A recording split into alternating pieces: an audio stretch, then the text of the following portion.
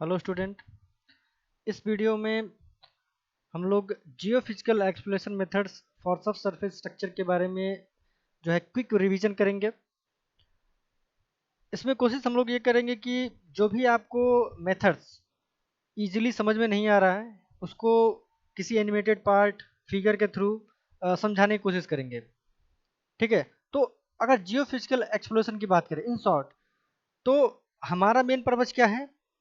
हम हम एक सिविल इंजीनियर हैं, तो हमारे साइट पे क्या करना है, जियो फिजिकल एक्सप्लोरेशन। मतलब कि जो भी हम अपना कंस्ट्रक्शन करने वाले हैं, जिस प्रकार का भी स्ट्रक्चर हो, चाहे मैसिव स्ट्रक्चर आपका डैम हो जाए, चाहे आपका ब्रिज हो जाए, चाहे टनल्स या रिजर्वायर,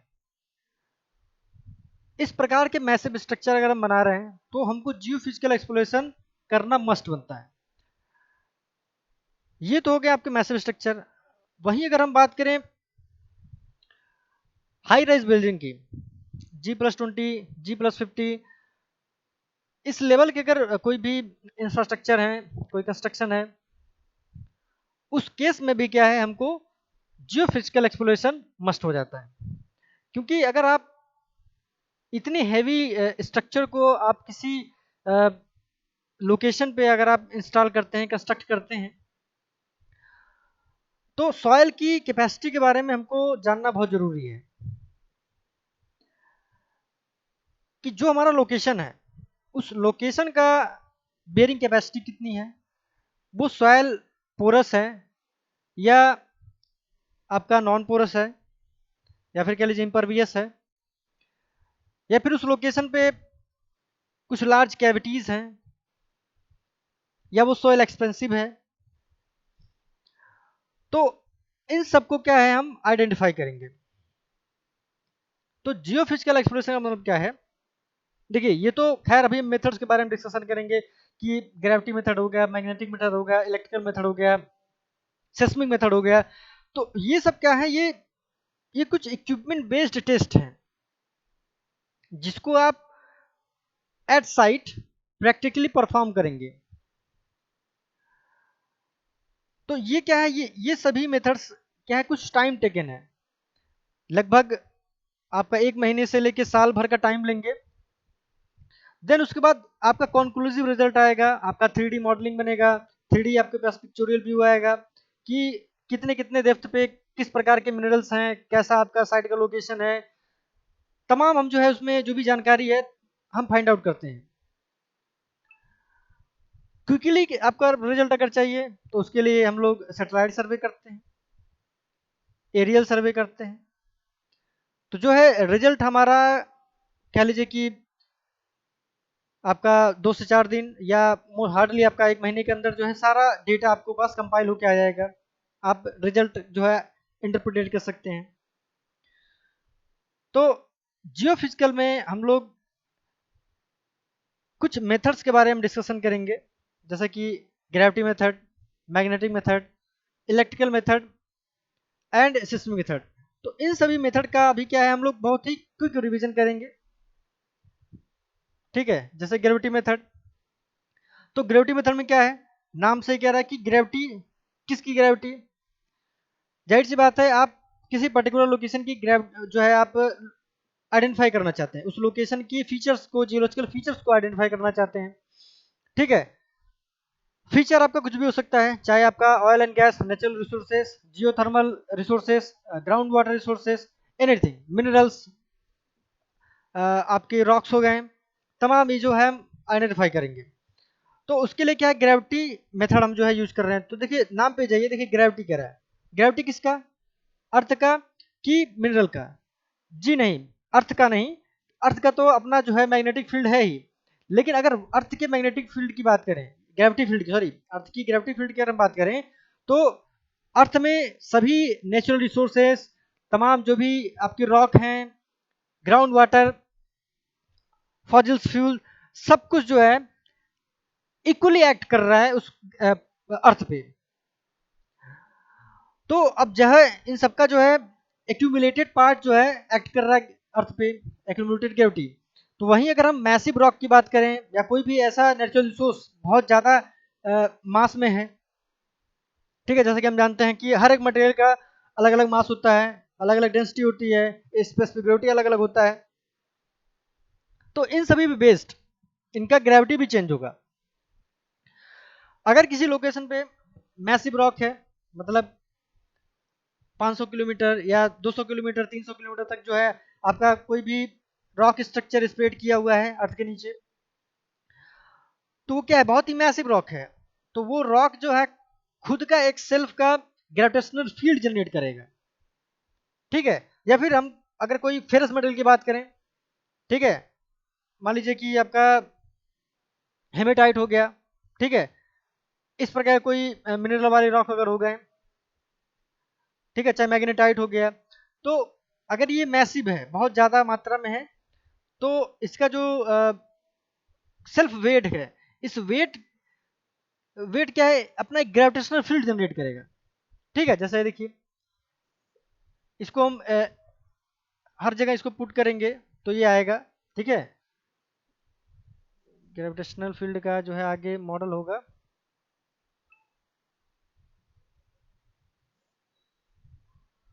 तो ग्रेविटेशनल फील्ड में जो है हम ये देखो फिगर के थ्रू समझिए कि हर एक लोकेशन पे जो है उसका हम फील्ड को मेजर करेंगे। ठीक है, हर एक लोकेशन पे इसको हम पुट करेंगे, तो डिफरेंट डिफरेंट ग्राफ्स हर पॉइंट पे प्लॉट होंगे। तो इसको आप जो है एनिमेटेड फिगर के थ्रू समझिए।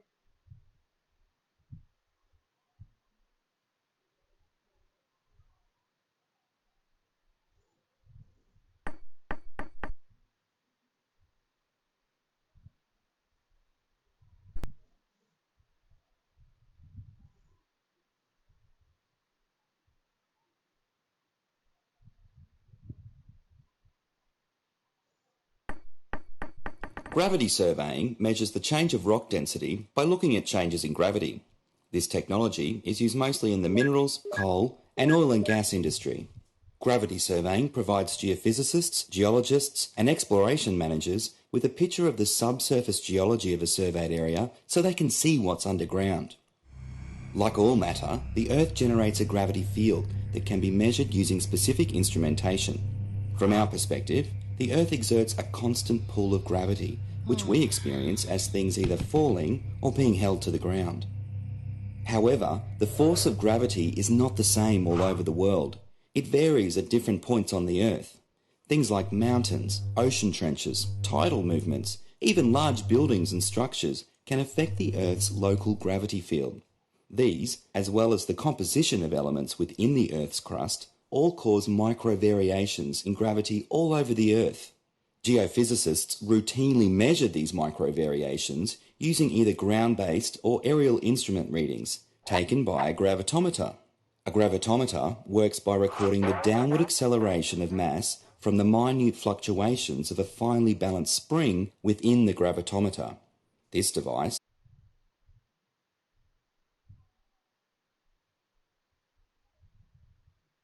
is known as an accelerometer. The accelerometers used in gravitometers are extremely sensitive to small fluctuations in gravity. For ground-based gravity imaging, a portable gravitometer, the size of a knee-high box, is placed on the ground at sequential points along a predetermined grid. The operator records a reading at each successive point and advances to the next point along the grid either by a utility vehicle or helicopter. Once there are enough readings recorded from the grid, the data is processed by special computer software to create a detailed map of the surveyed region. The process gravity maps define regions of rocks and minerals with differing densities by assigning colours along a colour ramp, where the red end of the spectrum indicates more dense rocks and the green end indicates lighter rocks.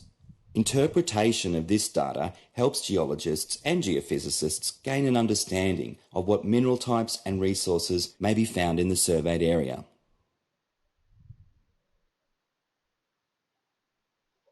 तो इस video को आप YouTube से इस link के through भी आप देख सकते हैं। ठीक है, तो इस वीडियो के थ्रू आप जो है इजीली अंडरस्टैंड कर गए होंगे कि ग्रेविटी मेथड एक्चुअली में कैसे हम लोग करते हैं। ठीक है, नेक्स्ट आगे बढ़ते हैं।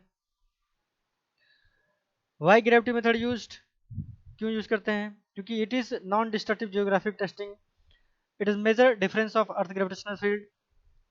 It's provide better understanding of surface geology. Not much costly, no need to supply energy on earth for acquisition of the data, remote sensing method. ठीक है, ये इतने फायदे हैं।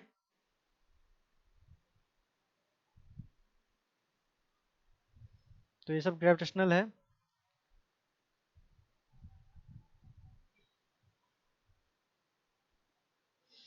ये आपका ग्रेविमीटर,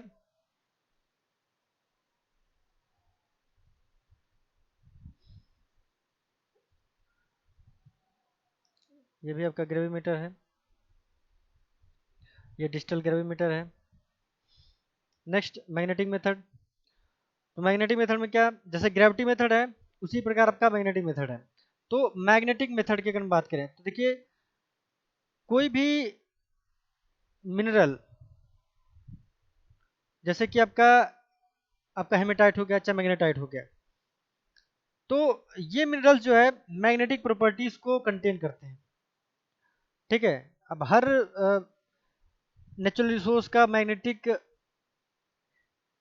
फील्ड जनरेट नहीं होता है। ठीक है, बस उनका ग्रेविटी के थ्रू ग्रेविटेशनल फील्ड में थोड़ा सा कंट्रीब्यूशन इनका होता है। ठीक है, तो वही अगर हम बात करें, मान लीजिए मैग्नेटिक मेथड की हम बात करें, तो मैग्नेटिक मेथड जो है, जैसे कि आप जानते हैं कि अर्थ का अपना मैग्नेटिक फील्ड है। तो जो भी मैसिव स्ट्रक्चर है, जैसे आपका हेमेटाइट हो गया, ठीक है, मैग्नेटाइट हो गया, चाहे आपका लाइमोनाइट हो गया, चाहे पायरोटाइट, तो ये सभी जो मिनरलिक रॉक्स हैं, ये सब जो है मैग्नेटिक, ये जो अर्थ के मैग्नेटिक फील्ड हैं इसमें अपना कंट्रीब्यूशन देते हैं। वहीं इनका अगर मैसिव है, मैसिव क्वांटिटी में अगर ये पाए जाते हैं, तो कुछ न कुछ उस पर्टिकुलर लोकेशन पे जो मैग्नेटिक फील्ड है उसमें फ्लक्चुएशन आता है। तो इन्हीं फ्लक्चुएशन को मैग्नेटिक एनोमलीज भी कहते हैं। तो इसके बारे में डिस्कशन हो चुका है। ये ग्रेडियोमीटर सर्वे मैग्नेटिक एनोमलीज यहाँ पे देखिए दिया हुआ है, ये आपका इंस्ट्रूमेंट है। इस ग्राफ के बारे में डिस्कशन हो चुका है, इसके बारे में डिस्कशन हो चुका है कि जो भी आपके रॉक्स हैं, जैसे मान लीजिए इस फिगर को समझें, तो इस फिगर में सेम साइज का रॉक है, बट इनका जो डेप्थ है ये वेरी किया है।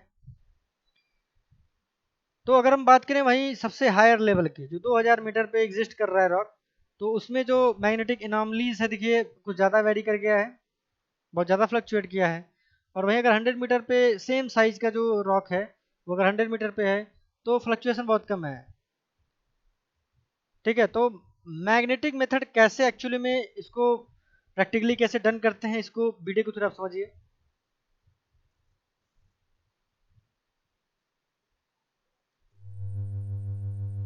Magnetic surveying measures local magnetic field characteristics of a surveyed region. The technology only detects minerals that respond to magnetic fields. Hence, it's used mostly for mineral exploration, but can also be useful for coal and oil and gas exploration. Magnetic surveying provides geophysicists, geologists, and exploration managers with a picture of the subsurface mineral makeup of a surveyed area so they can detect specific ore deposits like iron ore and different rock types. The Earth is like a giant moving magnet, and its molten metal core creates a magnetic field called the magnetosphere that envelopes the Earth. Other terrestrial elements, such as magnets and iron, also create their own magnetic fields that interact with the Earth's magnetosphere. Scientists have studied these interactions and know that different minerals have their own magnetic characteristics. This means an analysis of local above-ground magnetic fields can indicate the presence of underground ore deposits or minerals associated. अब यहाँ देखिए, इस video में वही दिखाया गया है कि जो और डिपॉजिट है या मिनरल का जो डिपॉजिट है, उसका खुद का मैग्नेटिक फील्ड वो जो है जनरेट कर रहा है। तो ये सभी ऐसे जितने भी रॉक है, मैसिव रॉक है, इन सभी को मैग्नेटिक फील्ड क्या है, आपस में एक्यूमुलेट होता है। एक्यूमुलेट होते होते, जैसे कि आप जानते हैं कि जो अर्थ का फॉर्मेशन है डिफरेंट टाइप के रॉक से हुआ है, मिनरल से हुआ है, तमाम इसमें जो है आपके मिनरल्स डिपॉजिट्स हैं, बहुत ही लॉन्ग स्टेज में आपके चट्टानी स्प्रेड किए हुए हैं, रॉक्स हैं। तो सभी का अपना अपना मैग्नेटिक फील्ड है, वो सभी मैग्नेटिक फील्ड क्या है, आपस में एक्यूमुलेट होके अर्थ का एक जो ह्यूज क्वांटिटी में, या कह ले कि एक ह्यूज जो बल्ज बनता है मैग्नेटिक फील्ड का, वो आपका जनरेट होता है। ठीक है, तो आगे इस वीडियो को देखिए। associated with ore deposits. Geophysicists measure existing magnetic fields using either ground-based or aerial instrument readings recorded by a magnetometer. A magnetometer is a passive technology, which means it only listens for magnetic fields that are already there. For ground-based magnetic imaging, a magnetometer is mounted to an operator via a harness and backpack system. A pole extends out from the harness where the magnetic field measurements are detected. The operator continuously records data by walking along a succession of lines, usually spaced between 5 and 50 metres apart. Once there are sufficient readings to cover the survey area, the data is collected and processed by computer software. Magnetic data can also be gathered aerially, using either a light aeroplane or a helicopter. Both aircraft are rigged with a magnetometer in a fiberglass boom, either extending out the front of the aircraft, as is the case with helicopters, or trailing behind the aircraft, as is the case for aeroplanes. The fiberglass boom prevents the aircraft's magnetometer from picking up the magnetic signature of the aircraft chassis. Readings are taken as the aircraft travels along a predetermined flight path. This method of data gathering yields lower spatial resolution than ground-based magnetic imaging, but covers a much wider area, so more terrain can be mapped. Radiometric surveys are run in conjunction with airborne magnetic surveys. Radiometric surveys use a crystal detector, which records low-level radiation associated with potassium, uranium and thorium in the near-surface environment, about 20 centimetres below the surface. Whether sourced from ground-based or aerial techniques, the processed magnetic image maps define regions of terrain that may contain magnetic minerals.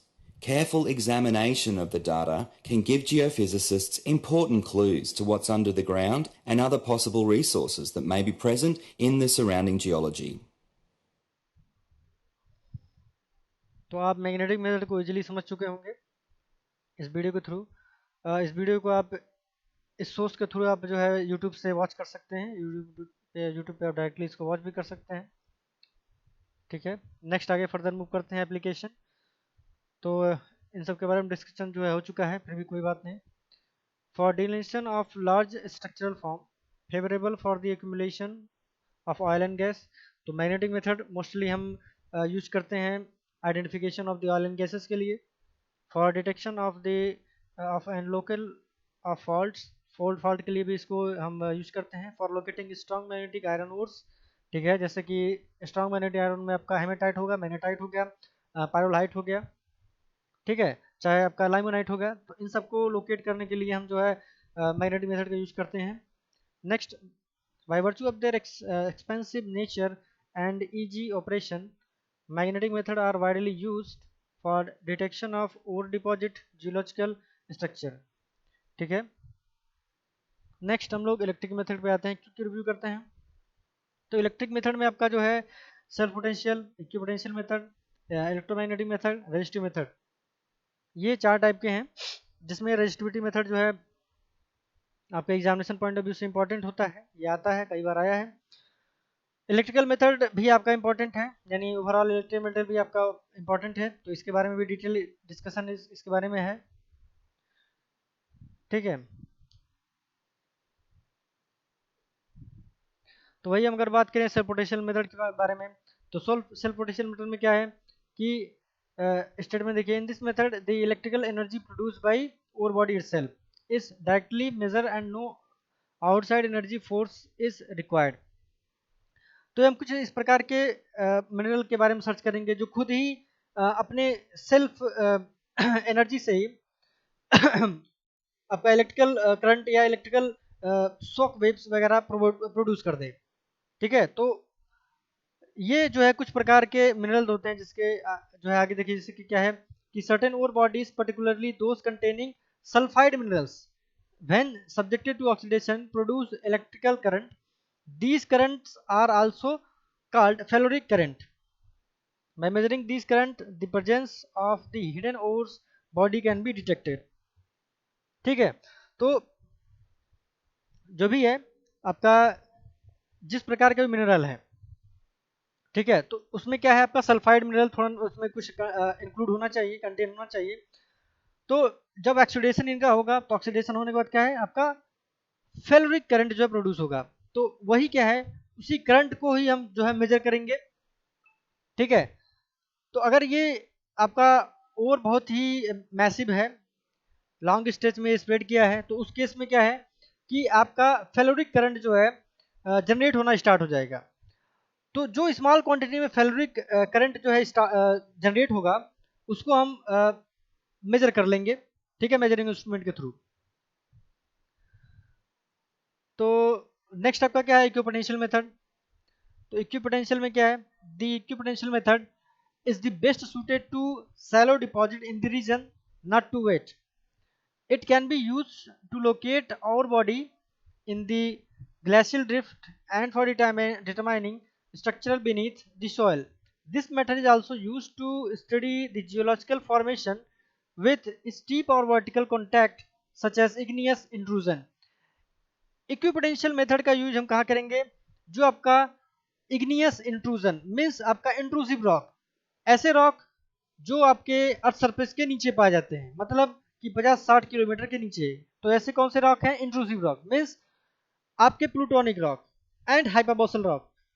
तो plutonic और हाइपरबोसल rocks को जो है हम equipotential method के through जो है हम आइडेंटिफाई कर सकते हैं। नेक्स्ट आपका इलेक्ट्रोमैग्नेटिक मेथड क्या है, out of the electrical method, the electromagnetic method is the most favored method for search of ore body. It is more precise and yield greater information regarding shape, size and position of the hidden ore body. The electromagnetic method can be used for rocky ground, barren mountain region, dry sand and ice covered ground. तो electromagnetic हम यहाँ पे use करते हैं। ठीक है, जो भी ग्रेटर डेप्थ पे आपके आयरन को कोई भी आपका मिनरल ओर हो गया, ठीक है, वो चाहे किसी शेप साइज में हो या फिर किसी भी डेप्थ पे वो लाई करता हो, ठीक है, तो उसको हम इलेक्ट्रोमैग्नेटिक मेथड के थ्रू इजीली आइडेंटिफाई कर सकते हैं। ठीक है, देखिए ये कुछ इस सिस्टम के बारे में डिस्कशन हो चुका है।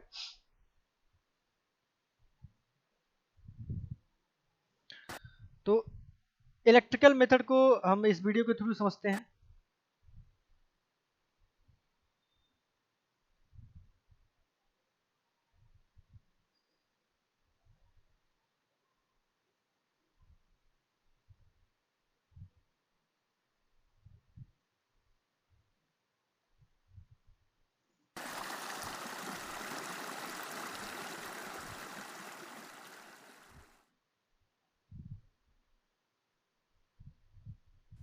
Today's environmental site managers have many tools to choose from when conducting site characterization and remediation. Geophysical tools can provide non-invasive ways to see inside the earth, much like how medical imaging lets us see inside the human body. The USGS Scenario Evaluator for Electrical Resistivity, or SEER, is a quick and simple tool practitioners can use to assess the likely outcome of using two-dimensional electrical resistivity imaging for site characterization and remediation monitoring. Electrical resistivity imaging is a widely used geophysical method for environmental site management studies. The method is sensitive to fluid conductivity, interconnected porosity, saturation, clay content, and metallic materials. But is 2D electrical resistivity imaging the right tool for your project? This depends on the site properties, the goals of the survey, and the survey design. The Scenario Evaluator for Electrical Resistivity, or SEER, is a spreadsheet-based tool that allows the user to simulate conceptual site models for electrical resistivity imaging. Usually when you go into the field, you have an idea of what you're looking for, and you know something about the site geology and hydrogeology. With this information, you can use SEER as a type of quick geophysical feasibility study to see if electrical resistivity imaging is the right tool for the job. First, you use your site conceptual model to create a model of the anticipated electrical resistivity conditions at the site. Then, you use this to create a hypothetical data set like what you would expect to collect in the field. which is called a forward model. Next, you analyze the hypothetical dataset as if it were actual data collected in the field, giving an inverse model that provides a realistic idea of the best obtainable result from a geophysical survey in the field. Although you might assume the inverse model would always match the true resistivity model we created based on our conceptual model, it inevitably will not. Unlike in popular movies, real-world geophysical surveys don't provide magical 20/20 vision of the Earth's subsurface, but instead provide images that can be blurry and imperfect, yet still useful. Let's see how desktop feasibility studies with SEER can help you decide whether electrical resistivity imaging surveys are a go, no-go for a particular environmental investigation. The SEER spreadsheet allows the user to select a survey design to model. Using drop-down menus, the user can select from common study scenarios, such as delineating dense non-aqueous phase liquid, DNAPL, or light non-aqueous phase liquid, LNAPL releases in the subsurface, or imaging an underground storage tank. Select electrode spacing and survey geometry. Estimate measurement errors to give us something close to real-world results. And decide where to add borehole electrodes. Then, you click on Simulate to compare the true resistivity model and the predicted inversion results. This will give you a sense of whether your target is likely to be resolved using a given survey design. In another example, you can experiment with a survey design to detect a conductive DNAPL plume. First, model a survey using only surface electrodes. Next, model the same target in survey, but add borehole electrodes. This example shows that, in this scenario, you might want to add borehole electrodes in order to develop a more accurate model of the subsurface conditions to inform remediation. However, our project sites are more complex and electrically heterogeneous than the simple example models shown so far.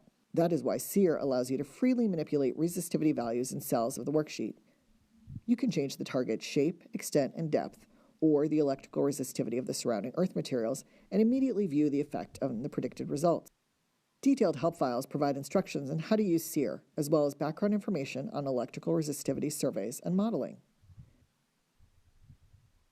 SEER can provide environmental site managers with a quick and easy mini feasibility study to assess realistic outcomes from electrical resistivity imaging for site investigations and remediation monitoring. SEER and additional documentation are available from the USGS website.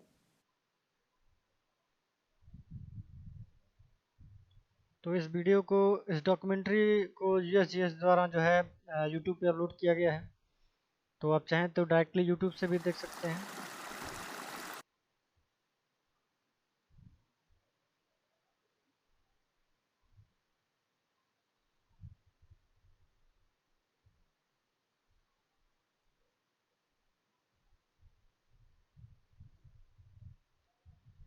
तो ये है आपका electromagnetic method.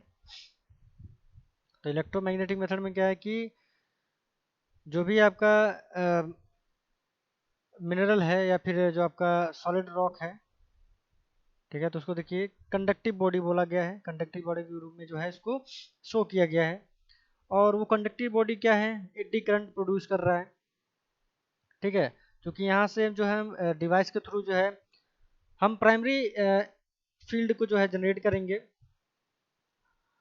अगर बीच में कोई भी preventive या resist करने वाले मिनरल्स या रॉक हैं तो इस रिसीवर तक वो नहीं पहुंचेगा, ठीक है, या फिर कुछ अमाउंट में लॉस होके पहुंचेगा ये फील्ड, ठीक है। और वही अगर हम बात करें कंडक्टिव बॉडी की, तो कंडक्टिंग बॉडी भी अपना जो है आपका सेकेंडरी फील्ड के थ्रू जो है अटैच है, ठीक है, इस फिगर के थ्रू भी आप समझ सकते हैं।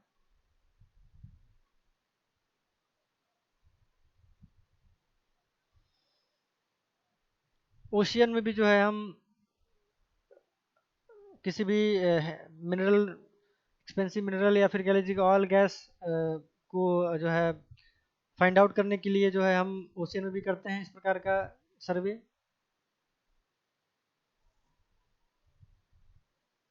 तो नेक्स्ट आपका रजिस्टिविटी मेथड है, इसको भी क्विकली देख लीजिए। रजिस्टिविटी मेथड क्या है, in resistivity survey the amount of resistivity met by an electric current which is passed through a portion of the earth is measured. The measure of resistivity is presumed to be a measure of the fluid content and porosity of rocks. Therefore, the resistivity measurement helps in making distinction between saturated and unsaturated rock and also between rocks of differing porosity। तो इसमें जो है हम लोग दो potential electrode लेते हैं, मतलब हमको 4 इलेक्ट्रोड की रिक्वायरमेंट होती है, जिसमें 2 इलेक्ट्रोड को हम पोटेंशियल इलेक्ट्रोड में हम वोल्ट मीटर से कनेक्ट कर देते हैं और 2 इलेक्ट्रोड में हम एक्सटर्नली इलेक्ट्रिक करंट को फ्लो करते हैं लगभग 200 वोल्ट के आसपास में, और यहाँ पे जो है बीच में करंट मीटर को जो अटैच कर देते हैं ताकि हम रेगुलरली मेजर करें कि कितने अमाउंट में करंट जो है पास कर रहा है। तो इसके बारे में डिटेल डिस्कशन जो है आगे है, ठीक है। तो इसका यूजेस देख लीजिए। The resistivity survey are very effective in the investigation of horizontal और जेंटली डिपिंग रॉक्स। पहला पॉइंट क्या कह रहा है, द थिकनेस ऑफ ओवरबर्डन और depth to bedrock is determined very accurately. जी हाँ, आप इस मेथड के थ्रू जो है जो अर्थ का थिकनेस है वो एक्यूरेटली मेजर कर सकते हैं। Next, the resistivity survey has been used in the exploration of the placer deposit and bedded deposits। जो भी आपके सेडिमेंट्री रॉक्स हैं या ग्रेडेड बेडिंग टाइप के जो भी रॉक्स हैं उन सबको जो है इजीली हम आइडेंटिफाई कर सकते हैं इस रेजिस्टिविटी सर्वे के थ्रू। नेक्स्ट क्या है, फॉल्ट जोन्स में be determined as they contain electrolyte in solution. Fault plane को भी हम लोग आइडेंटिफाई कर सकते हैं, इवन फोल्ड फॉल्ट और किसी भी फीचर्स एंड क्रैक्स को भी हम आइडेंटिफाई कर सकते हैं इस सर्वे के थ्रू। नेक्स्ट पॉइंट क्या कह रहा है, resistivity survey can be used for discovering the subsurface structures and lithology. The buried anticlines can be traced by determining depth to strata of greater or lesser resistivity। जैसे पहले इस point को देखिए, resistivity survey can be used for discovering the subsurface structures and lithology. Means जो earth surface के नीचे जैसे आपका ग्राउंड वाटर हो गया या फिर आपके किसी भी, आप जानते होंगे कि अर्थ के नीचे जो है कहीं कुछ लार्ज कैविटी फॉर्म हो जाता है, ठीक है, अंडरग्राउंड लेक भी पाए जाते हैं, अंडरग्राउंड सोर्स के स्ट्रक्चर हो गए, या फिर कोई मैसिव रॉक है, कोई मिनरल है या एक्सपेंसिव मेटल्स वगैरह जो है इसके ऊर्थ अगर पाए जाते हैं तो उसको भी हम रजिस्ट्री सर्वे के थ्रू हम जो है फाइंड आउट कर सकते हैं। Hence they are also used in the exploration of petroleum, यानी ऑयल एंड गैस को भी जो है इस मेथड के थ्रू इजीली हम आइडेंटिफाई कर सकते हैं। Next, the resistivity method have been used widely for the exploration of ground water in region of gentle dips. The presence of aquifer can be determined. तो इस मेथड के बारे में जो हम लोग देख चुके हैं, ठीक है। तो आज के इस कंक्लूसिव वीडियो लेक्चर में इतना ही। देखिए इस वीडियो में हम लोगों ने आपको एक्सप्लेन करने के लिए इजीली आपको समझ में आए तो हम लोगों ने हमने कुछ यूट्यूब से वीडियो को इसमें पुट किया है जिसको आप इजीली देख के समझ सकते हैं। अगर आपको ये सब नहीं समझ में आ रहा है, आपको पढ़ के नहीं समझ में आ रहा है, आपको मतलब बुक के थ्रू जब आपको समझ में नहीं आ रहा है या फिगर के थ्रू आपको इन चीज़ों को समझने में प्रॉब्लम हो रहा है, तो उसके लिए हमने क्या किया कि इन सभी मेथड्स में हमने जो यूट्यूब पे हमको अच्छा वीडियो लगा उसको यहाँ पे हमने पुट कर दिया ताकि आप उसको इजीली जो है समराइज कर सकें, उसको देख के समझ सकें। तो इस वीडियो को बनाने का यही तात्पर्य था कि आप जो भी मेथड्स हमने प्रीवियस लेक्चर में हम लोग डिस्कस किए हैं, इसके बारे में जो भी हम लोग डिस्कशन किए हैं उसको यहाँ पे हम इजीली अंडरस्टैंड कर सकें, उसको कंक्लूड कर सकें, उसको समराइज कर सकें। तो और भी आप वीडियो अपने हिसाब से आप देख सकते हैं यूट्यूब पे, अगर आपको वो चीज़ भी, बहुत से वीडियो हैं, बहुत सी वीडियोस यूट्यूब पे अपलोडेड हैं, उसको आप देख सकते हैं। अगर आपको इन वीडियो में अगर देखने में कोई प्रॉब्लम होगा, समझ में नहीं आ रहा है तो आप देख सकते हैं। ओके, तो आज के इस वीडियो में इतना ही। Okay, thank you.